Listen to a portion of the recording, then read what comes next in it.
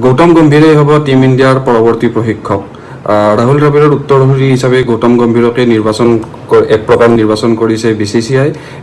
BCCIৰ এটা শীৰ্ষ পৰ্যায়ৰ দলে ইতিমধ্যে গৌতম গম্ভীৰৰ সৈতে আলোচনাত মিলিত হোৱা বুলিও ESPN ক্ৰিক ইনফোয়ে এটা নিউজ প্ৰকাশ কৰিছে।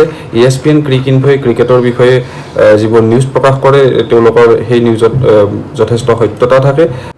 এই দৌৰত আছিলে Stephen Fleming, Ricky Ponting, VVS Laxman অথবা জাষ্টিন লেংগাৰো আছিলে এই দৌৰত, কিন্তু এই আটাইবোৰক পিছ পেলাই গৌতম গম্ভীৰে এতিয়া চৰ্চাৰ শীৰ্ষত থকা বুলি তেওঁলোকে জনাইছে।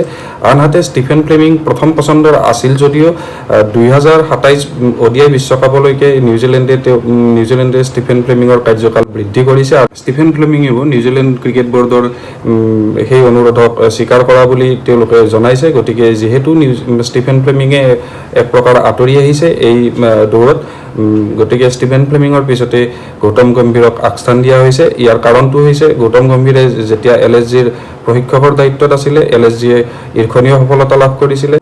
গৌতম গম্ভীৰ প্ৰশিক্ষক হৈ থকাৰ সময়তে LSGয়ে ক্ৰমাগত দুটাকৈ কাৰ্যকাল IPLৰ প্লে অফছত স্থান লাভ কৰিছিলে। আৰু এইবাৰো KKRৰ হৈ মুখ্য প্ৰশিক্ষকৰ যি দায়িত্ব বা মেণ্টৰৰ যি দায়িত্বত KKRৰ মেণ্টৰৰ দায়িত্বত আছে গৌতম গম্ভীৰ। আৰু KKRেও এই চলিত ছিজনতো কি ধৰণৰ সফলতা লাভ কৰিছে সেয়া আপোনালোকে দেখিছে।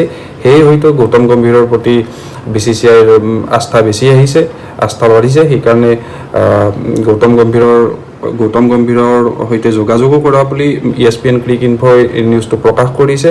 অৱশ্যে এই সন্দৰ্ভত গৌতম গম্ভীৰৰ মতামত কি সেই তথ্য এতিয়ালৈকে পোহৰলৈ অহা নাই।